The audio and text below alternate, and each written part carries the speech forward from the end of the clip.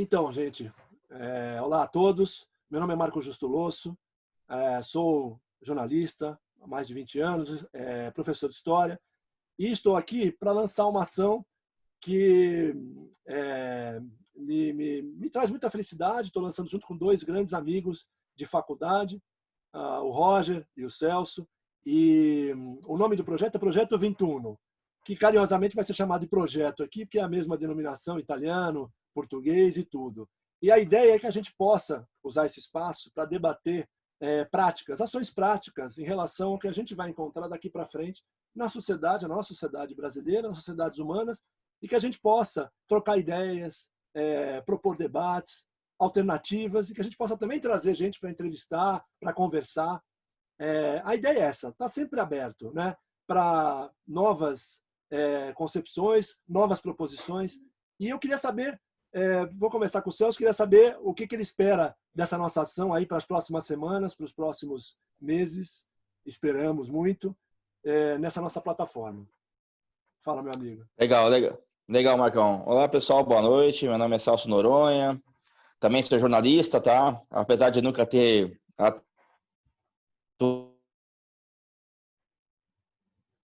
atuado assim na área, mas enfim, foi uma experiência muito bacana ter feito o curso, né, de jornalismo e ensinou muita coisa.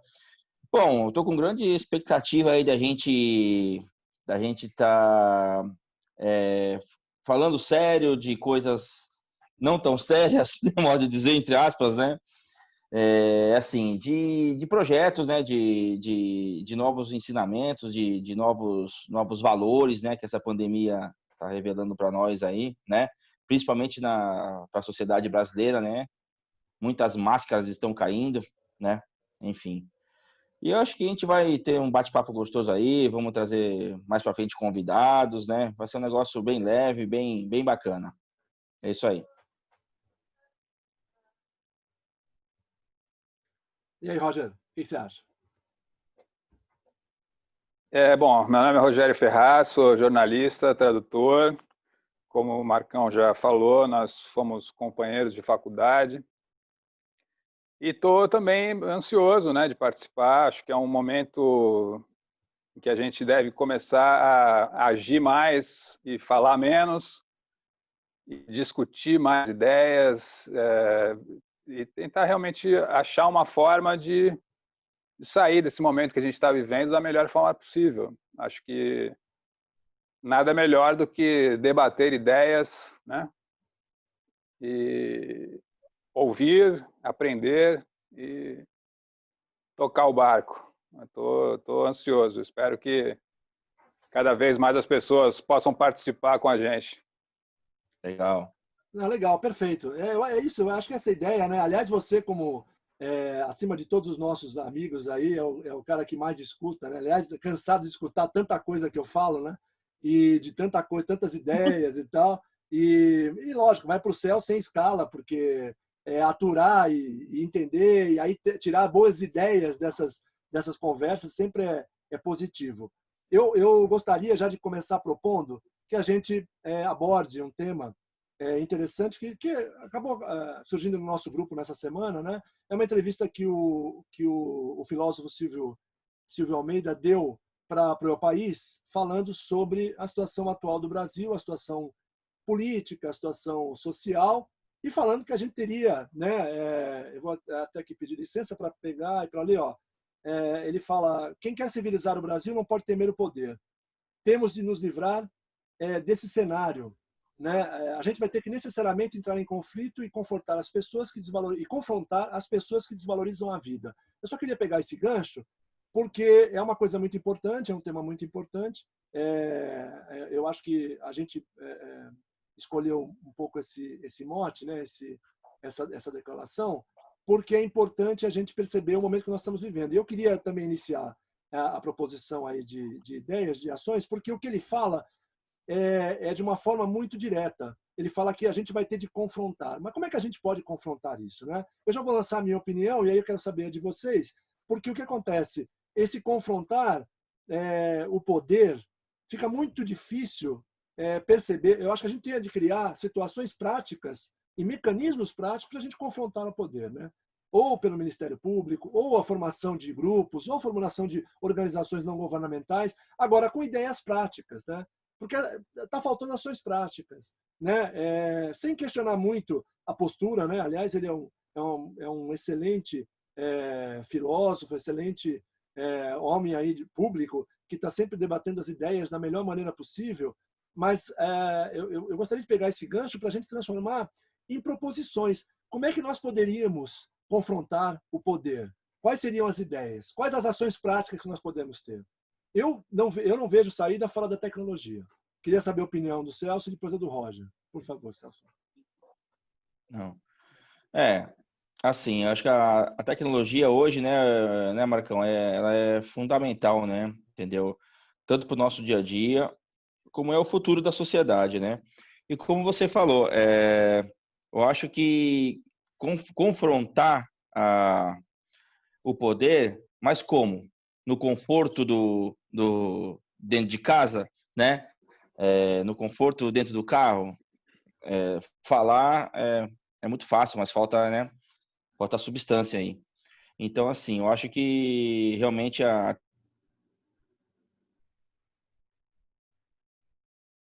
tecnologia já utiliza muito, né? Então, eu acho que o porquê não no judiciário, no legislativo, Ministério Público, enfim, em tudo, eu acho que ela tem que ser utilizada por bem, né? E ser focada para isso, né? Para diminuir os erros humanos, né? Realmente tornar a justiça cega, né? Hoje ela não é cega, ela tem muitos interesses, né? Então, eu acho que a tecnologia ia dirimir muito isso, ok? E aí, Roger? Concordo. Acho que o momento agora a gente tem que fugir um pouco dessa coisa academicista, né? Muito teórica, do discurso que aparentemente é simples e que na prática é bem diferente. Então, eu acho que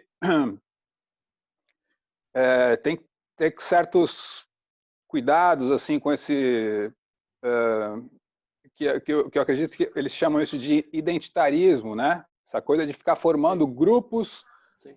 E aí começa, ao invés de todos se unirem em torno de um ideal, fica todos, né, querendo a sua parte, né, vem do seu lado, vem do seu interesse, e o interesse da maioria fica em segundo plano.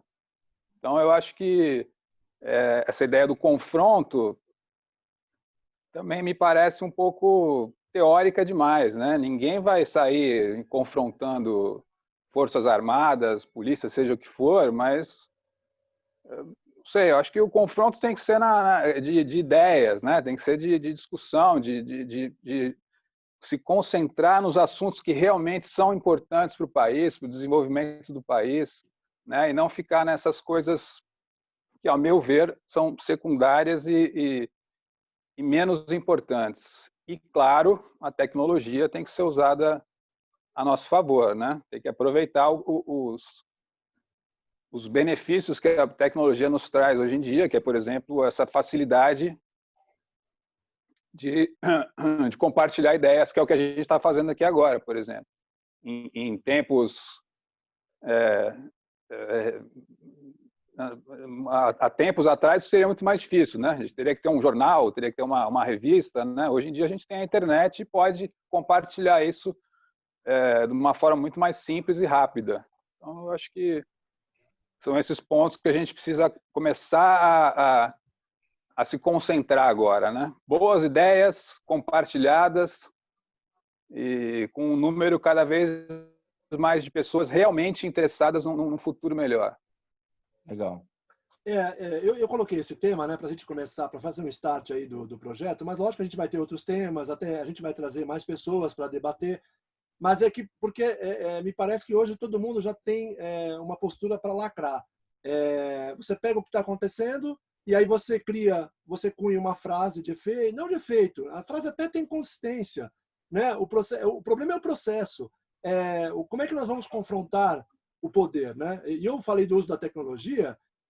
A tecnologia pode servir como proteção. A gente estava aqui comentando antes do programa começar justamente pelo uso da tecnologia no esporte, como a tecnologia está sendo vista nas faculdades, até na academia, no trabalho, na forma de consumo, como hoje a gente tem capacidade de se conectar no mundo todo, né, com várias informações novas. Então, eu acho assim, simplesmente criar um muro ou criar uma barreira e dizer, olha, daqui você não pode e tal, isso é crime, eu acho interessante. Só que o que falta são ações práticas para que isso vire realidade.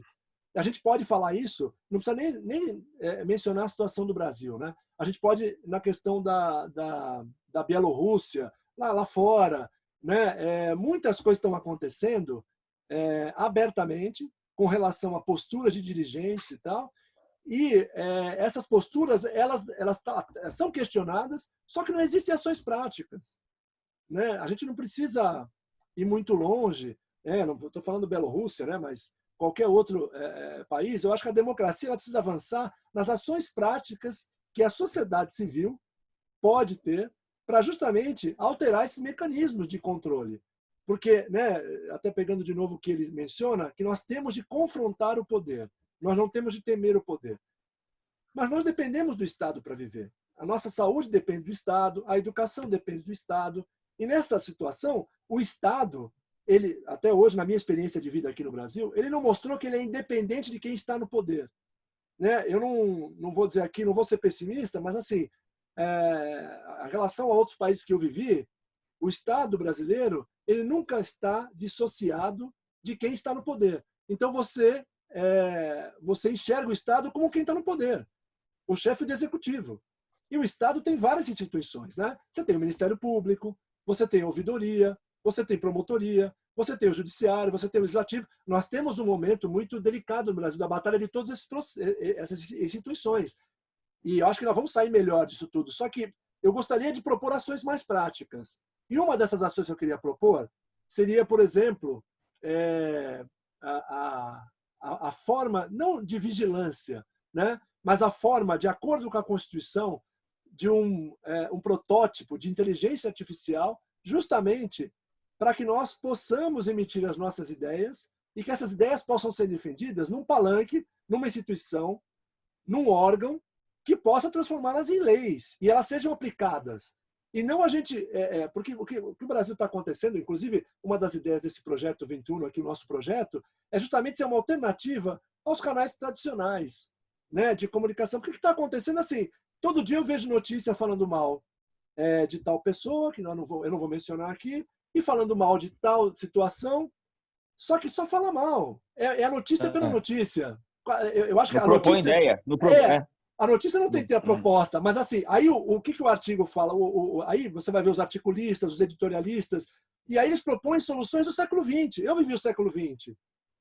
E aquela solução proposta era uma sociedade muito mais desenvolvida que a nossa. A gente não chegou no patamar de uma Europa, de uns Estados Unidos, para ter... E mesmo os Estados Unidos estão enfrentando dificuldades, né? Então, o que eu acho assim, é que nós temos de colher as informações, esse debate de ideias, né? Esse respirar de ideias, essa capacidade que a tecnologia nos dá, só que ela tem de ir mais além. Ela tem de propor certas circunstâncias que independam, certas leis que independam da prática humana. Eu não estou aqui propondo um Minority Report, hein? Pelo amor de Deus, ou então não estou propondo também ficção científica, Matrix, né? Ou Blade Runner, né? Que o robô... o Matrix, os robôs dominam. Eu acho que não, eu acho que você tem que ter um conselho, né? Um conselho composto por várias áreas, né? Como Platão pensava lá atrás, os filósofos, né? Os educadores, gente mais que possa pensar numa sociedade que participe da tomada de decisão, né? Com esses equipamentos tecnológicos, com essas saídas tecnológicas, né? Porque do jeito que está, nós vamos levar 500 anos e a gente vai dar 2 passos nessa pegada. Porque nós estamos virando um país do palanque e do debate de manchetes, de zap-zap. De zap-zap de Instagram e de Telegram. Porque, você viu o que aconteceu? Então é isso. Né? Eu acho que o que eu queria deixar é isso. Considerações, senhores, por favor, para a gente pular para o outro.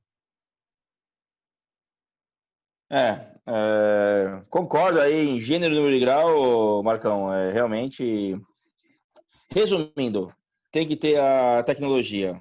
Sem ela, acho que a a sociedade e o país não anda para frente, porque tudo que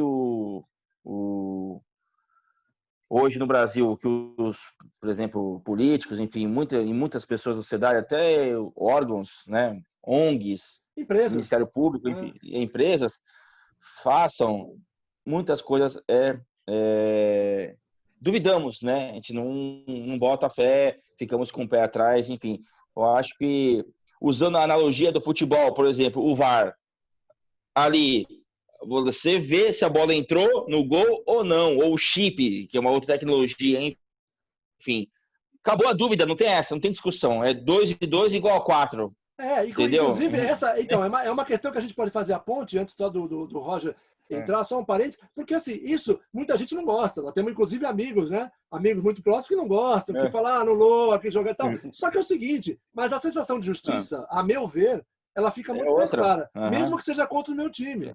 Porque fica muito mais claro. Falar assim, olha, o olhar humano não viu a bola, não viu mesmo, porque e o juiz também para de ser condenado. Ele não pode ser condenado, porque ele é um ser humano como nós. Ele às vezes pode estar mal intencionado, aí já é uma outra coisa, né? Mas diga. Lembra aquele jogo, acho que foi Alemanha, acho que foi Inglaterra e Argentina, que Copa, não. A bola entrou aqui, quase 1 metro. Alemanha e Inglaterra na Copa de 2010, África do Sul, o gol do Lampard, né? Foi o gol do Neuer, inclusive. O gol do Neuer. Golaço. O juiz era um uruguaio, só que ele não viu. Ele não viu bandeirinha, não viu porque estava encoberto ou pelo Neuer ou pelo... E a bola fez um movimento caprichoso, o cara bateu dentro do gol e saiu. E saiu. Exatamente. Saiu. E ela entrou muito, né? Ela entrou quase 1 metro no gol, lembra? Não, mas que a gente vê a câmera, a gente vê da câmera, mas no campo, se ela tiver... Não, é impossível. Não dá, porque aí tem a trave, o juiz não viu. Dá. E nem o bandeirinha. O bandeirinha, se você pegar a imagem, né? Eu não vou trazer aqui para não compartilhar, mas foi até um tema interessante que surgiu, porque a imagem mostra, dá para ver que o bandeirinha está encoberto pela trave, pelo Neuer, e o próprio juiz também, pelos jogadores. Então, e aí o Neuer... o Neuer já estava pronunciando que ia ser campeão do mundo, né? Porque ele foi muito rápido. Ele pegou e já jogou a bola para frente. Já jogou no zagueiro, o zagueiro saiu. A bola segue, né? O jogo segue. A bola rola. Então, malaco. Levou o juiz, deu uma de brasileiro ali. Exatamente. Mas o alemão também faz, né? Mas assim, deu a entender que não tinha sido nada a reação dele. Aí tocou o jogo. Mas diga, Roger, né? Sobre o... Sai, Roger. Não, vamos tocar o assunto aí. Eu ia assinar embaixo também de tudo que vocês falaram. Vou acabar sendo redundante, então vamos... Beleza. Pulemos para o próximo. Então, o próximo que eu ia levantar também, que a gente... bom, todo mundo está conectado no LinkedIn e tal, e eu passei no grupo uma posição, na verdade uma pensata, né, do Juliano Machado, gerente de vendas na Ibrap, que me chamou muita atenção. Ele fez uma analogia com a barra de ferro, né?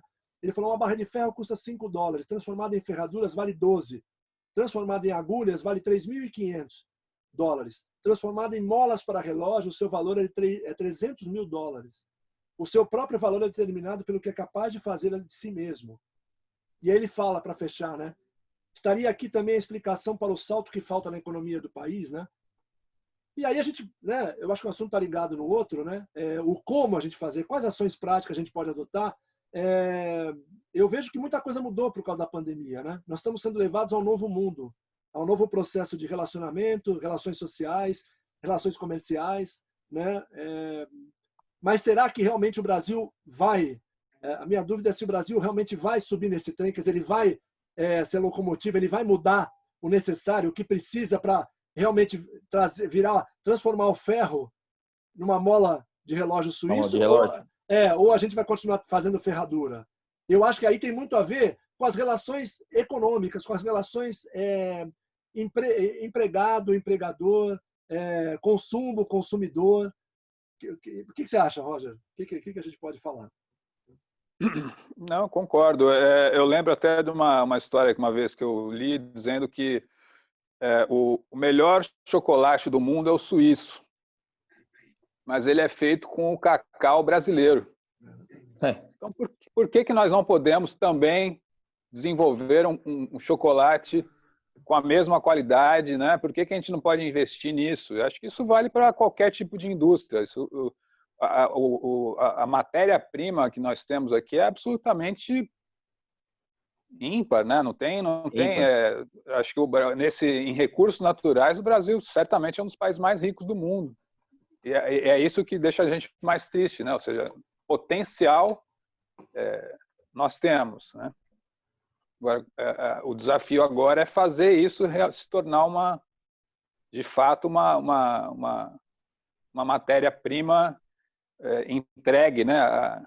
Mas em termos de recursos eu concordo plenamente. E aí, Celso, você acha que a gente como consumidor, a gente pode moldar não só o ferro, mas moldar a empresa que molda o ferro? Quer dizer, tentar consumir de empresas que têm essa visão, que querem transformar o ferro em mola de relógio, ou a gente não tem poder? A gente, como consumidor, como cidadão comum, a gente não tem poder.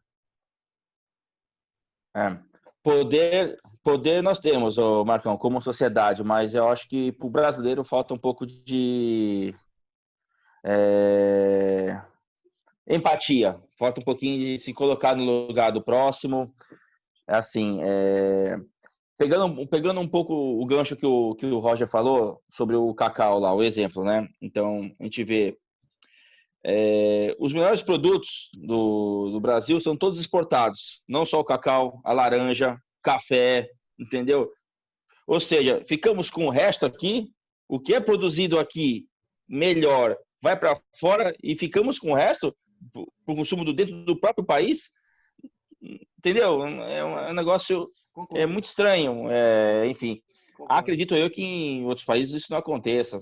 Pode acontecer de uma forma menos explícita, não sei. Enfim, mas eu acho que a relação do consumidor com as empresas, com os produtos que elas fabricam, eu acho que falta muita consciência, né, para as empresas. Em poucas empresas a gente vê falando sobre sustentabilidade. É que virou, como um amigo nosso disse, virou modinha, né? Essa palavra, virou modinha. Mas é bonito falar, mas na prática poucas fazem, entendeu? Ações realmente, né? Enfim, então acho que vai muito da consciência no consumo da população, tá? Realmente de consumir coisas que ela vê o motivo, pô, essa empresa realmente ela pratica o verde. Vale, vou consumir dela. Ou então só empresa que estraga o meio ambiente, polui. Enfim, mas aí falta muito, acho que vai demorar um pouco ainda para nós termos essa consciência, viu? Acho que vai demorar um pouco, quem sabe, mas torço para que seja rápido, né? Mas acho que vai demorar um pouco. Eu acho também, eu achava muita coisa que ia demorar antes da pandemia. Eu também achava. Então, eu não sei, Roger, o que você acha? Essa coisa de demorar é relativo, né? Se você for analisar, por exemplo, a situação da China, que hoje em dia, né, é um dos líderes no comércio,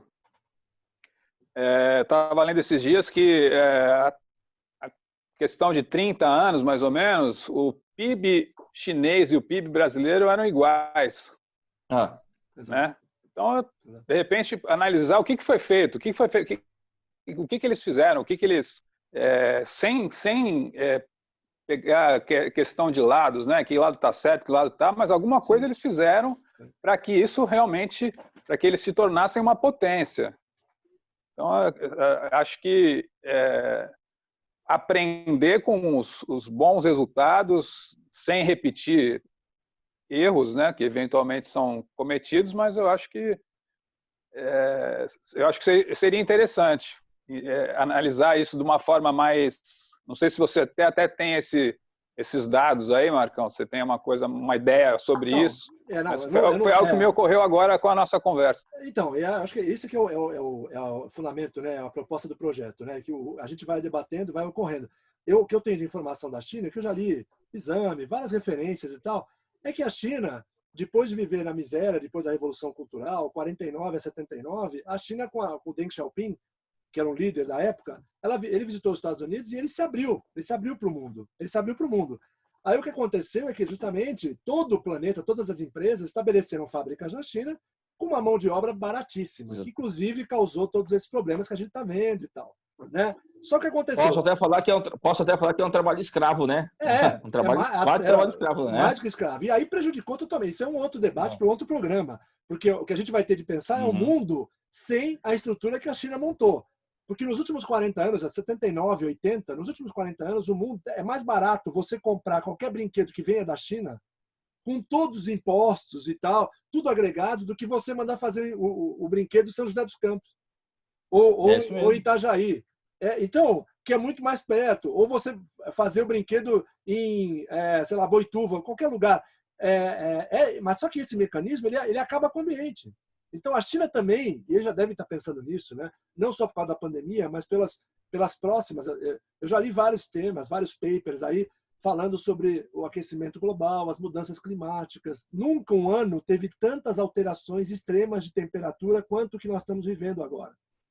Não é porque é 2020, não é uma coisa cabalística, mas está acontecendo muito isso porque o ser humano está agredindo demais. E isso passa também pela economia.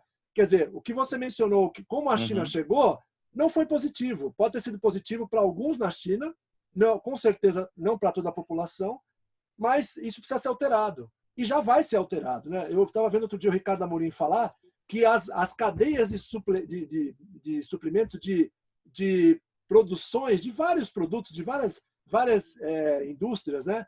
Elas vão se regionalizar de novo. A tendência, não só por causa da pandemia, mas a tendência por outros estudos que estão sendo acompanhados de especialistas e tal, para evitar o surgimento de pandemias e para evitar o aumento da poluição, as cadeias vão ser reduzidas, vão voltar a ser regionais.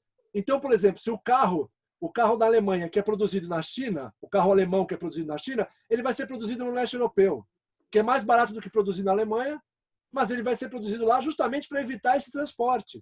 Vai ser o transporte de trem, que é mais energia renovável, polui menos. Não vai ser o transporte de avião ou de navio. A mesma coisa com a gente. Então, aí, esse salto que a gente pode dar é o momento ideal agora. Porque esse salto seria interessante a partir do momento que o mundo vai mudar. O mundo tem de mudar. Né?